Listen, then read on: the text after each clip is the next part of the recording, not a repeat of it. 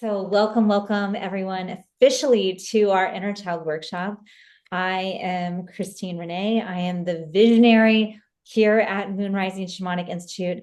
I have a lifetime experience with Reiki and love how it has invited me into the shamanic space. I love to follow the lead of inspiration, to design, to create, co-create with our team here at Moon Rising Institute, and really to help others shine their light and such to the fullest capacity that they have access to. And that is my always my dream, always my hope, always my love.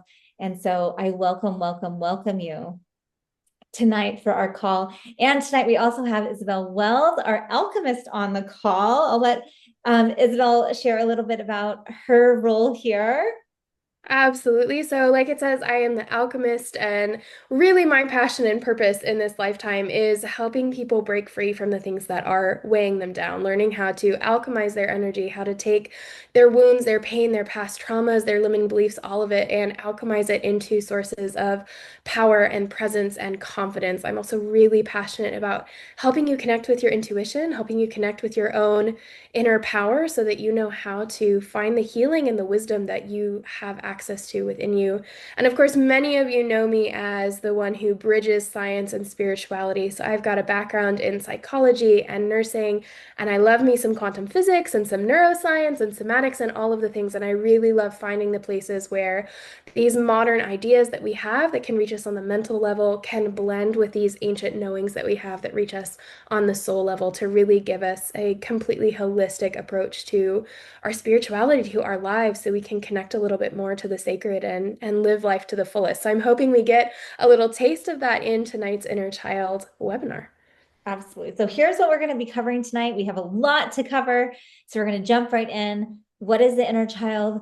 The wounded inner child, the subconscious mind, signs of inner child wounding, the inner child ages and inner teen, one of my favorite topics, the healed inner child, and we're going to have a healing experience. And then we're got a scholarship giveaway for the end. So be sure to be on and make sure that we've got your name so that you're entered in the drawing. That's the word I'm looking for. Okay, beautiful. So who is the inner child? Our inner child is the energetic embodiment of all of our childhood experiences, memories, and emotions. So think of yourself in childhood, and can you remember the range of emotions that we experienced and how vibrant life felt?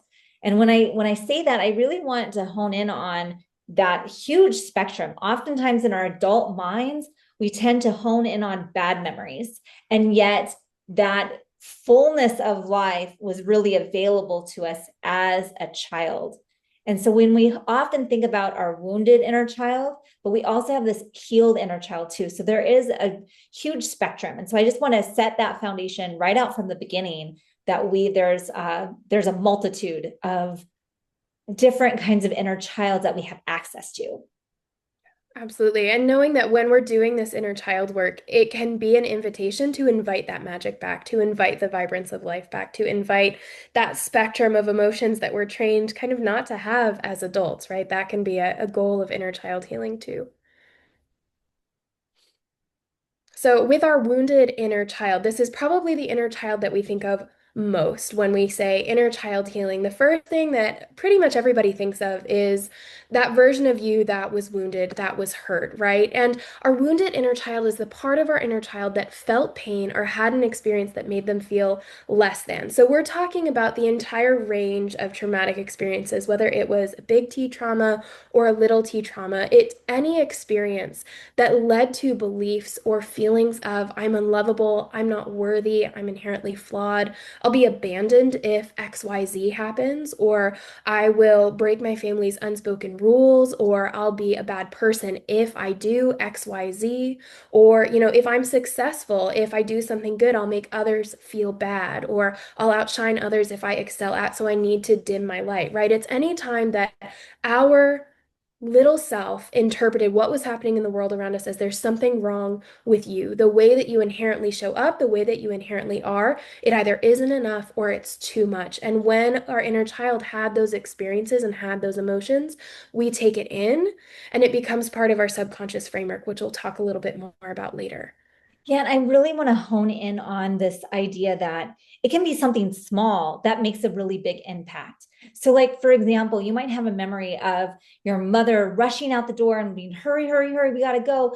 And you're stalling. You're like trying to play on your bike and you fall off and you scab your knee and you're crying because you're bleeding and your mother is just exasperated, right? And that moment you are made to feel unworthy, that you're inherently flawed, that she don't got time for you, right? And all of those feed into these what become limiting beliefs, right? And so it's all of those things that stack up, right? So it doesn't necessarily mean that you had an abusive childhood. We all have stuff. So this is where the little t and the big T really play their parts.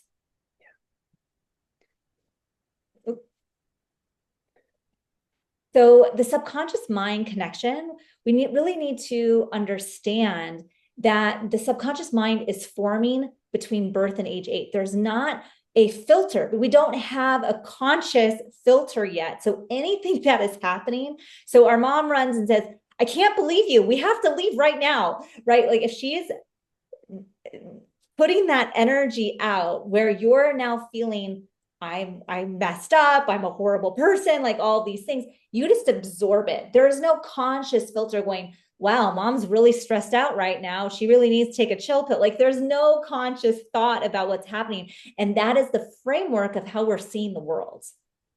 Absolutely. And so when we're looking at our subconscious mind, this is the moment where everything that's happening around you is getting interpreted as a fact about you. Like Christine saying, there's no conscious filter. There's no ability to say, this is about me and this is about them. Everything is about you. And so when we're having every single experience from age 0 to around 8 or 10, that becomes our framework for this is how the world works and this is my place in it. This is how I need to act. This is how I need to show up. This is what I need to do and not do in order to be successful, in order to be safe, right? And so when we're in that really prime age for our subconscious to develop, difficult experiences start to challenge our sense of self.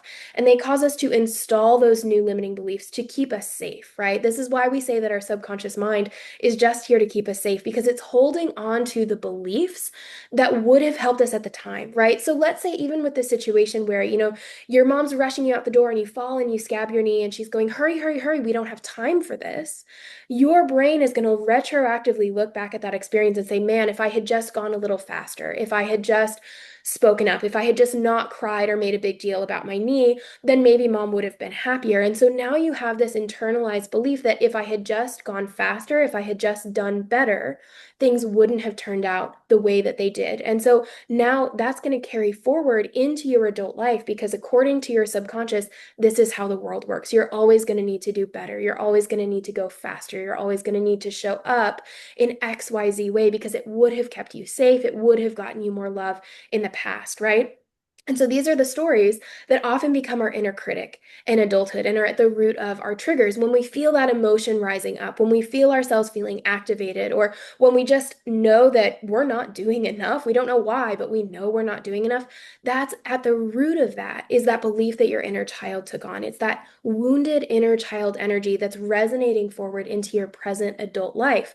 And this is one of my favorite questions when we're starting inner child work is when you're in that activated state, when you find yourself saying, oh my gosh, I'm such an idiot, or I should have done better, or I didn't do enough, or I'm never going to get what I want, whatever that story is that's playing through your head, can you tune in and ask yourself, whose voice is that? Right? Because your subconscious remembers the first person who taught you to believe that. And when you can take time to ask your subconscious, ask your inner child, whose voice are you hearing right now? Who first told you that? That's the first step to freeing yourself is realizing that belief was given to me. That story was given to me. I don't have to hold on to it. I don't have to choose to believe that anymore. I can reframe and rewrite the scripts that I'm living my life by. Absolutely. I can't stress that enough.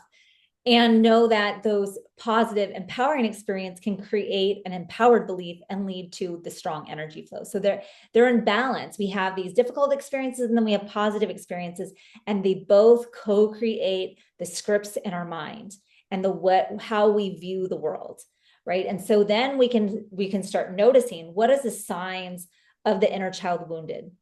Okay, so some of the signs that might come about of when they're being activated and really are calling out for healing includes when we're constantly disassociating, we have blacked out memories, we have self-sabotaging cycles, we have these intense emotions out of the blue, feeling unsafe, unworthy, or inherently flawed, addictive or risk-seeking behaviors, anxiety, shame, low self-esteem, and trust issues, and perfectionism. So those are like, that's your quick short list. Like if you are going, yeah, I've been there, yep, done that, those things are going, your inner child's like, yo, look at me, please pay attention, I have healing to do.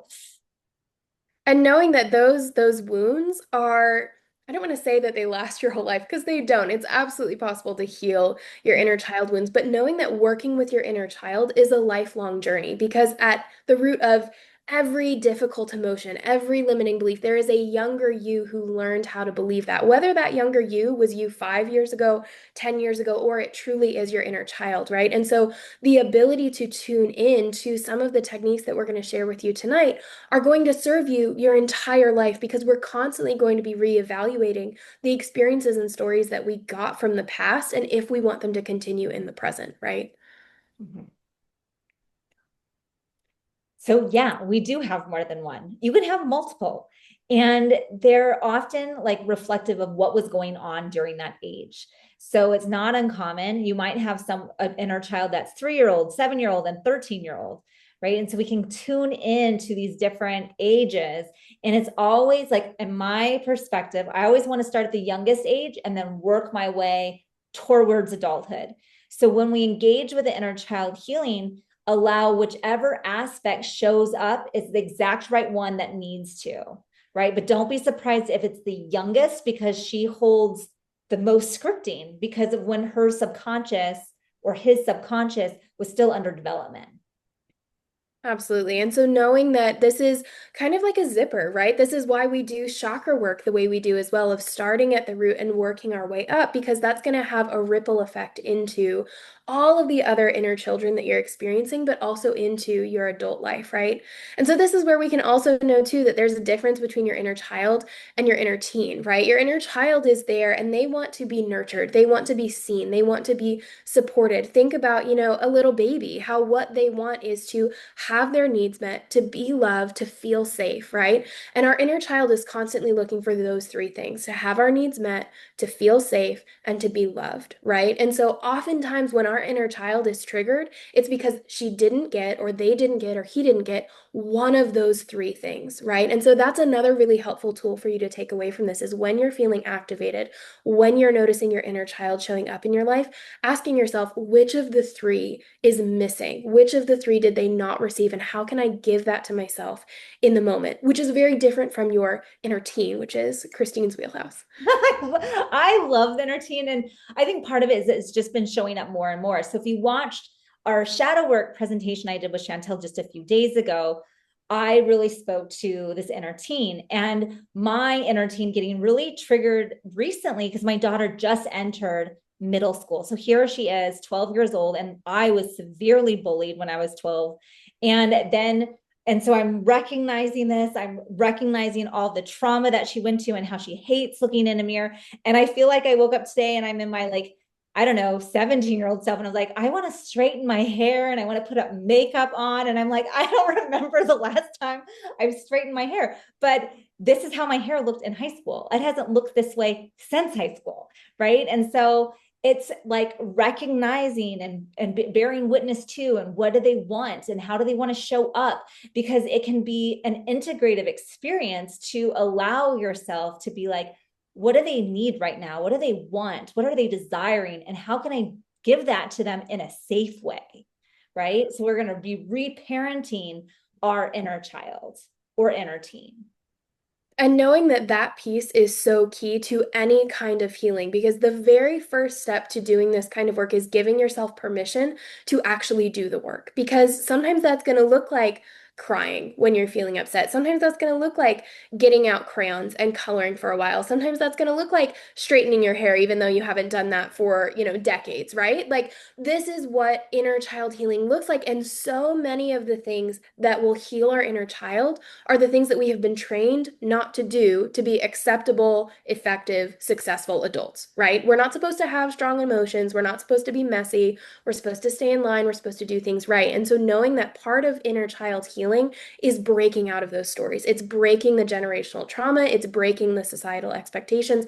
It's doing the work. And that means that it's not always going to be easy, but it is always going to feel freeing, because that's ultimately what your inner child wants. They want to feel safe to be themselves, right? And so the best way to start healing your inner child is being kind to yourself in the present and practicing that self-love, practicing that self-permission, and that radical self-acceptance of, if I feel like I need to cry right now, I'm going to cry. If I need to talk something through for an hour, I'm going to talk it through. If I need to go color, if I need to make a mess, if I'm going to, intentionally not do something on my to-do list because I don't want to feel like I'm giving my power away to someone else, do it. Can you give yourself the space to show your adult self that love, that safety, and that nourishment that your inner child was looking for, right? So now what we're going to do is we're going to look at connecting with our healed inner child as another empowering healing technique, because this is, again, where so many people fall short in inner child healing, is we get so focused on the version of us that has the wounds, the version of us that has the pain, the version of us that has the trauma.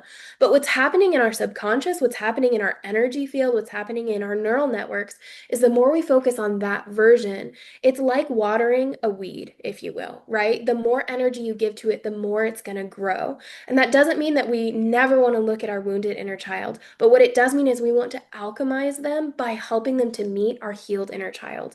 Because, like we talked about before, your healed inner child, we can probably go to the next slide on this one. Your healed inner child is that one who has all of the positive experience, who experienced the joy and the livelihood and the creativity and the freedom, right? No matter what happened in your childhood, we all have at least a few memories of this, right? Which means that we all have the energy of our healed inner child in us somewhere. And this is the most powerful aspect of inner child work is, yeah, we can be aware of our inner critic. Yeah, we can be aware of which of those three areas our inner child is calling out for support in the moment.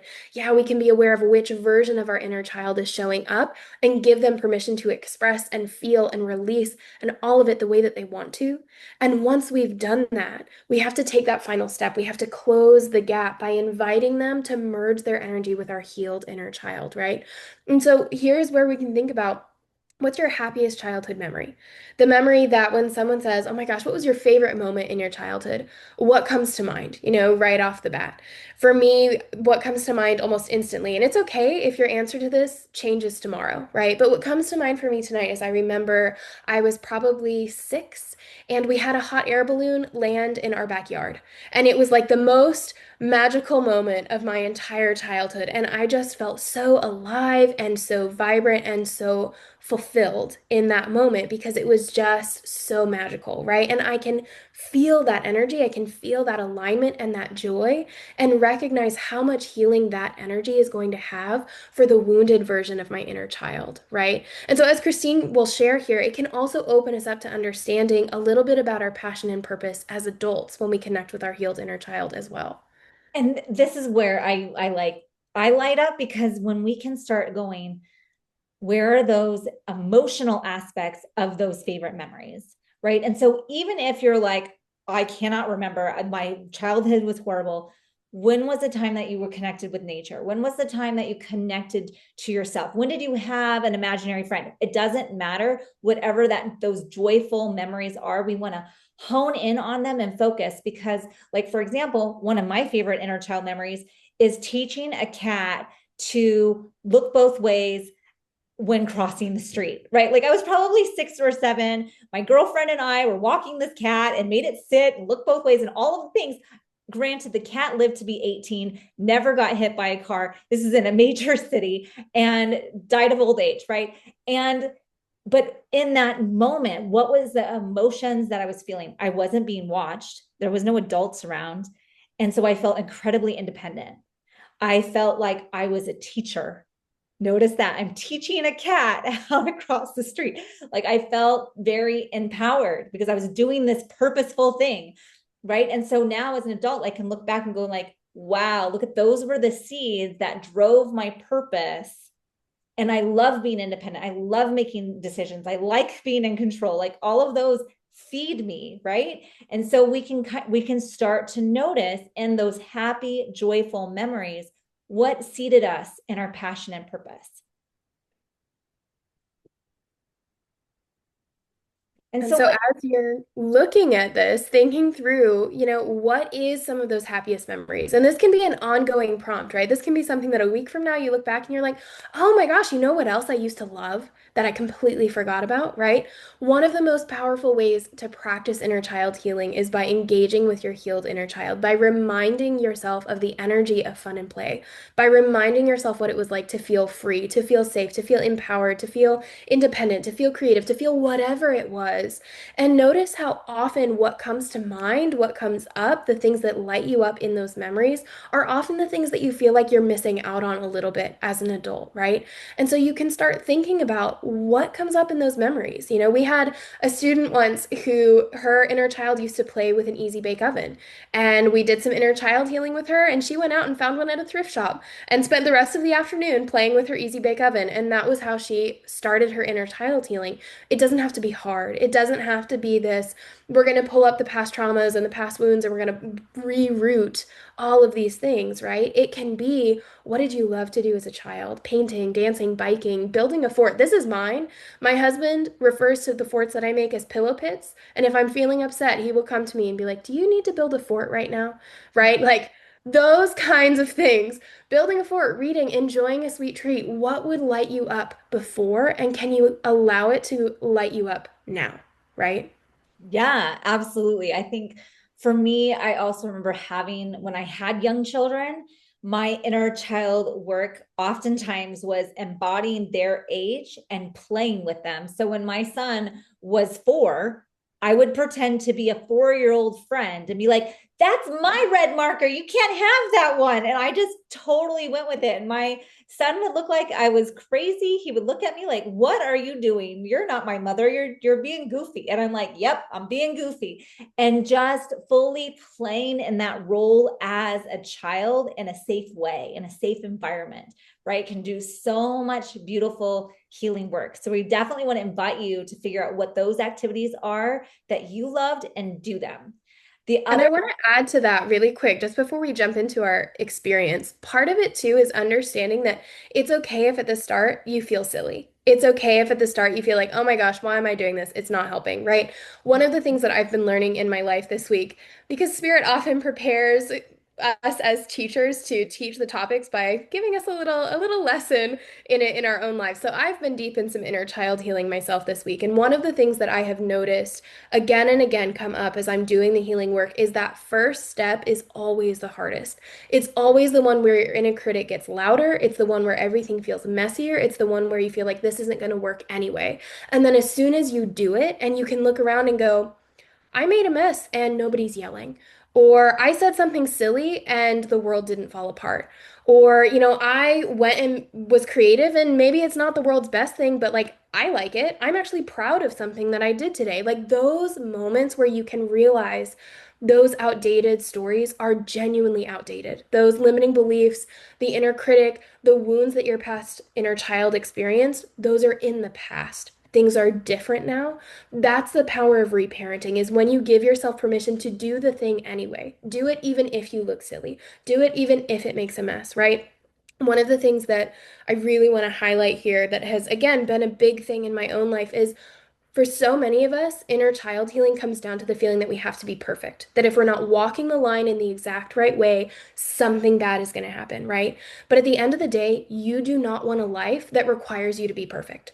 If somebody came over to you and said, you can have the life of your dreams, you can be successful, you can have money, you can have whatever you want, but you're going to have to constantly be on, always walking the line, making sure that you're doing everything right, juggling all of the balls, always being in control, would you want it? No. You want the life that embraces your imperfections. You want the life that is joyful and aligned and flowing and gets to be messy and gets to be creative and gets to be fun.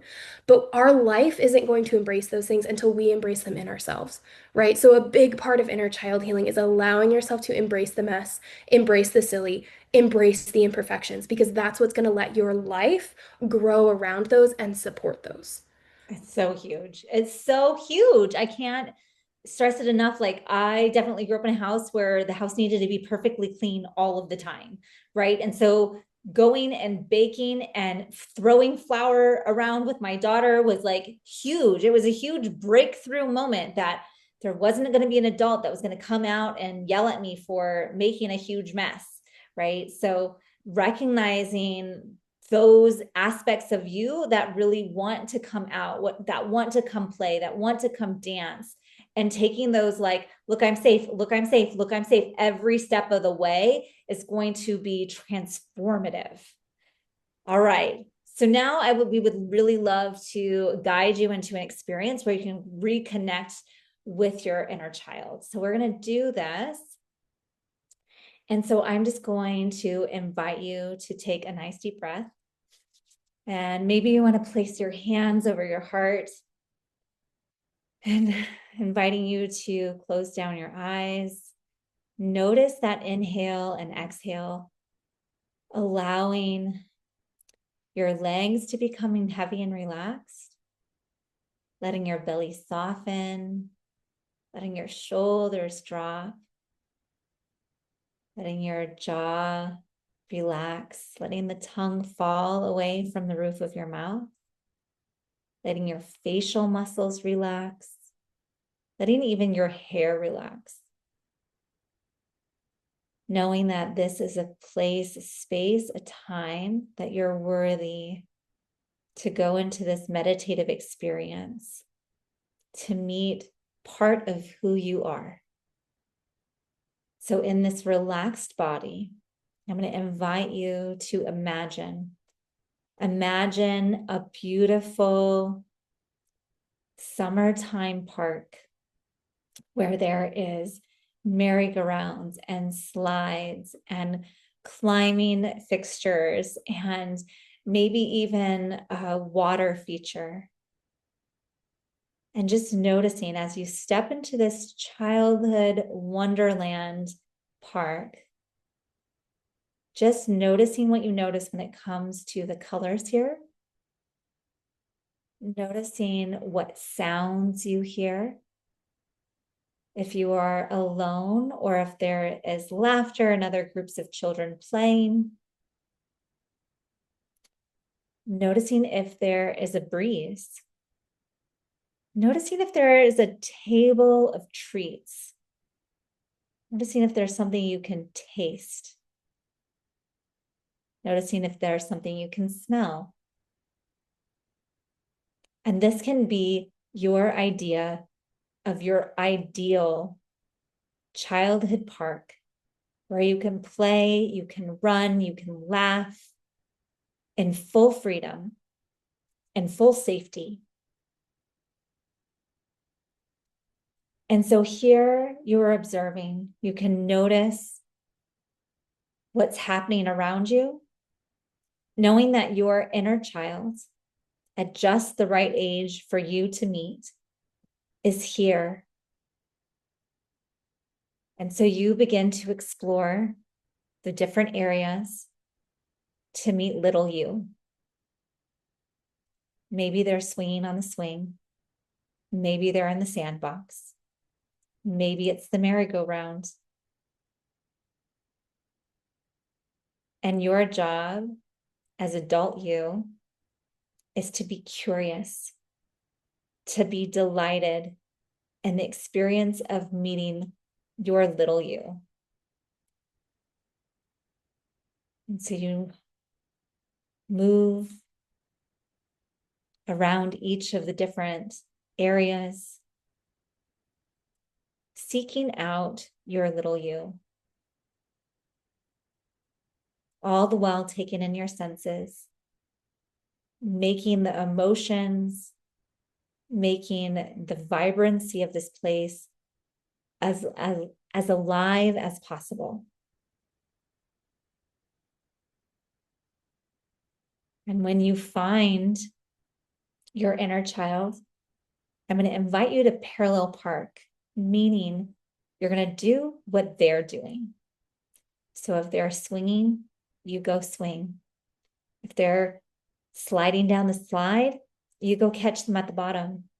If they're on the merry-go-round, you jump right on. And notice their emotion. Are they in a place of excitement? Are they in a place of ecstatic joy? How are their emotions?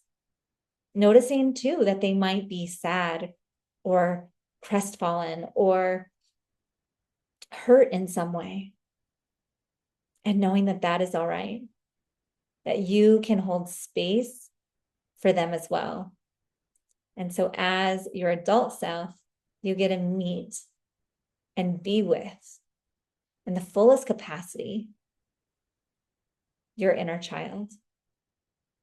So taking a moment now to being fully and completely with them and experiencing a few moments with them to support them, to love them, to nurture them, to enjoy an experience with them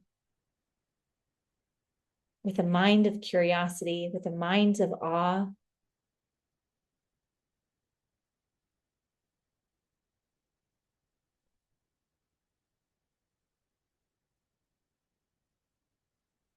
Noticing what you can notice.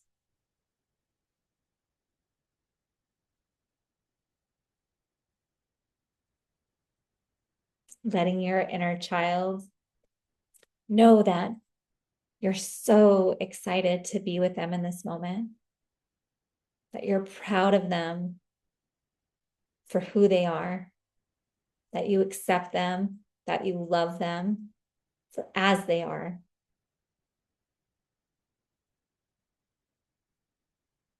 And that any time that they desire for you to return to this happy place, you can come, you can play, you can witness, you can support, you can help.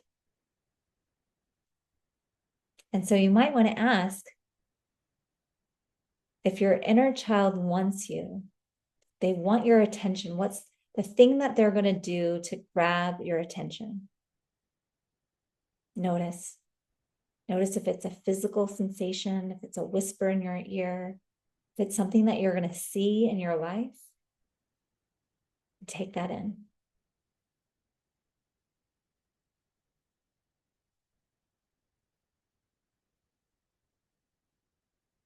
And so, with this wisdom, with this knowledge of how they're going to reach out to you when they need you, you say goodbye for now, allowing them to continue to play, continuing to experience, knowing that you can return whenever you so desire.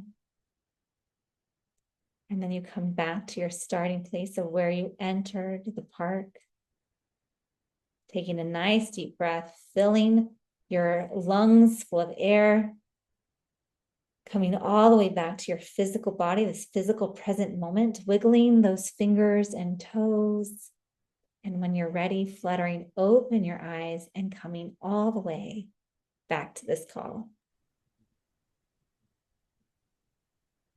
Feel free to take a minute or two to journal, to integrate that energy, to feel into what that top takeaway is from that, whether it was something your inner child did, the way that you're feeling, even just the idea that you can go and meet your inner child in a joyful way. Just take a few minutes here to sit with that. And we would love to hear as well in the chat if you're wanting to share. We'd love to hear how you're feeling now, what your takeaway was, if that was a good experience. Love to hear it in the chat as we give you just a minute or two to journal, write those things down, and share with us. And I do have our names put together for our giveaway. So I've got all of our little sticky notes here for our very incredible giveaway that I'm very excited about. And we'll get to that in just a few minutes here. I actually just had one jump out at me. That's funny. I set that one to the side. So I do just want to take a minute to just check in with you guys now that you've had a little taste of what inner child healing can look like, of the fact that it can be joyful and it can be creative and it could be freeing and it can be meeting your inner child on the playground and sharing a beautiful moment with them. I would love to know how you're feeling now, if something has shifted for you, or if you had an aha moment where you've changed the way you think about inner child healing, or you remembered something magical, or you have a new tool or technique that you're going to take away with you. I would love to know over in the chat. Like I said, that really makes things so magical is when we can share and seal in that energy together. And, here's the thing, here's the question that we kind of want to ask you as we come to a close tonight is, what if you woke up in the morning knowing that you could fully heal your inner child, knowing that you could move beyond your past, integrate it, and allow it to become a source of power? What if you could, know that you're worthy of love and joy and feeling connected to something greater than yourself, right? What if you had a way to release those limiting beliefs, heal your subconscious frameworks, connect with the highest version of who you are, alchemize those traumas and those pains into, again, sources of power, right? It's absolutely possible. It's completely achievable. And we've seen students do it again and again. This is why we teach what we teach in Soul Rising. And what we shared with you today in this webinar is, believe it or not, just a little teeny tiny taste of what we teach in Soul Rising. This would have been probably half of one video in the first week of sacral chakra. And for reference, there are 16 weeks of content in the course. So this is truly part of an amazing integrative approach to healing, approach to connecting with yourself, approach to shamanism, right? We teach over 35 incredible tools and so many more concepts and ideas, and offering you just a buffet of options to connect with yourself, right? And it's part of the reason that wealth of knowledge and experiences and ideas and opportunities is part of the reason why so many of our students experience transformation. One of our students shared that she started Soul Rising with the intention of finding her authentic self, right? Like so many of us, and not really knowing what that meant. But after completing Soul Rising, she can say that not only did she find herself, she found her authentic self, but she loves who she is and she likes who she is. And can you imagine being able to wake up in the morning and say with complete conviction, I love who I am. I love myself, right? We had another student share that she can't believe that she's the same person as she was who started Soul Rising. It's been a gift that's given her invaluable tools to heal her past and her future. And I'm reading these testimonials verbatim, how they were written, how they were sent in from our incredible students, right? Another one said that she finally learned to trust and embody, leaning into the process of her abilities, her spiritual gifts, the divine, that it's been such a game changer for her because she struggled with self-trust for so long, right? Again, like so many of us. And she's finally to the point where she's trusting herself and her ability to be still and accept whatever shows up and the way that it shows up, tuning into her gifts, right? So knowing that you are fully capable of accessing these new levels of healing or transformation or empowerment or joy or creativity or whatever it is that your soul is yearning for, whatever you identified in today's webinar as that thing that feels like your inner child is calling out for it, right? You are fully capable of accessing that. And in fact, you are being called to step into it. The fact that you're on this webinar, the fact that you're doing this work, the fact that you are wanting to care for your inner child, wanting to go deeper is a calling. It's a calling from your soul telling you there is more here. There's something here for you tonight, right? So I do want to take a few minutes to tell you more about Soul Rising, and then I promise that we will get to our giveaway for those of you who are on live. So Soul Rising is a 4-month journey into subconscious reprogramming, inner child healing, nervous system healing, energetic harmony, connecting with your intuition, walking the shamanic path, learning about Reiki and the actual historical foundation of Reiki, not the way that we're often taught it today, right?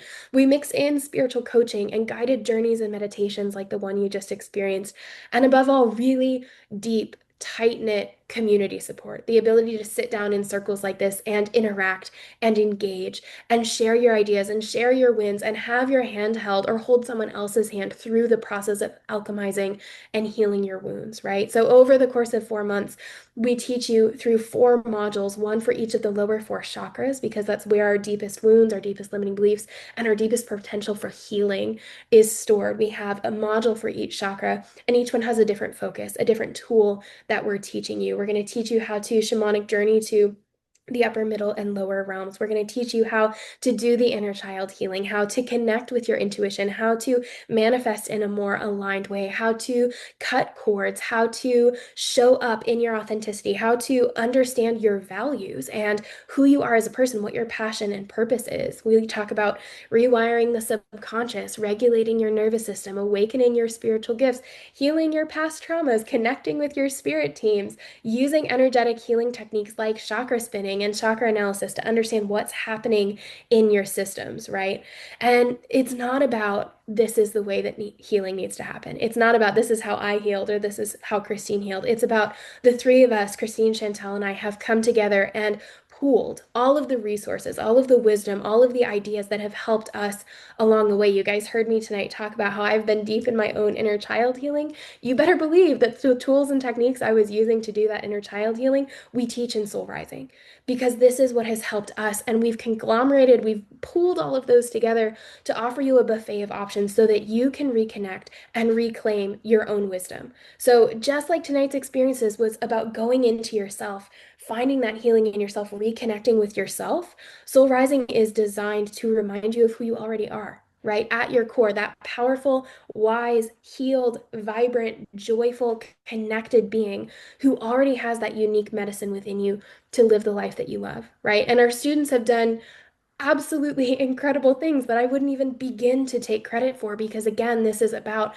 coming into your own power, stepping into your own truth. And so our students have healed themselves from PTSD, depression, anxiety, and chronic illness. They've reclaimed their relationship with their inner child and released years of trauma. They've manifested abundance to pay off all of their debts. We had one student manifest enough money to cover tens of thousands of dollars in debt out of the blue, launched successful businesses, reconnected with passions they've had buried for years. One of our students did professional horseback riding when she was younger, hadn't done it for like 30 years, got back into it because of the inner child healing that she did with Soul Rising. She's now a competitor. She has the most incredible photos that I love. I love seeing because she is so rooted in her passion and purpose because of this kind of work. They've connected to their spirit guides, their power animals, their unique gifts, spirit, nature in ways that they never thought possible, right? So there are so many of these incredible stories on our website. I don't want you to just hear it from me. So be sure to go over to the link and check it out. But my invitation to you right now is just like we've envisioned a healed version of our inner child, right? I want you to imagine a healed version of you now. Imagine yourself 4 months from now feeling grounded, feeling confident, feeling spiritually connected, feeling free, knowing that you are safe, knowing that you are loved, knowing that all of your needs are met and your desires are allowed, that you not only are they allowed, but they're achievable, they're possible, they're waiting for you to find them, right?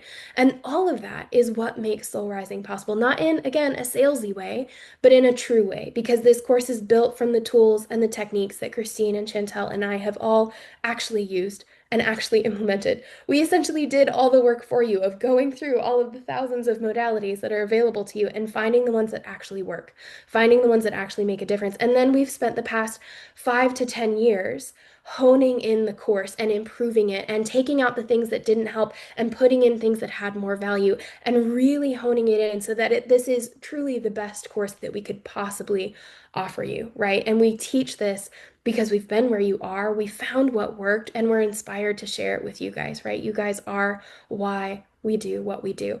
So here's the thing.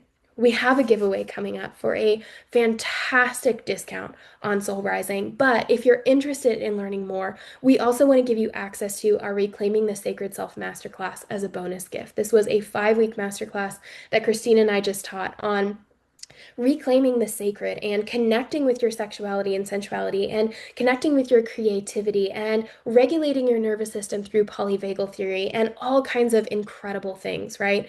And it's absolutely okay if you want to talk more, you want to make sure. Classes do start on Monday, but we're going to keep enrollment open for a while. But if you book a free discovery call with us, if you have questions and you book a call with us, we will honor that free masterclass no matter when your call is, even if it's after the weekend, right? But if you know that you're ready to enroll because you have all the reasons to, you get the free masterclass, your intuition is already saying yes, hopefully you'll get picked for the giveaway, the raffle that we have here, right? Those are all incredible reasons to enroll. So, like I said, classes start on Monday. We already have some incredible individuals who are ready to step into this work with us.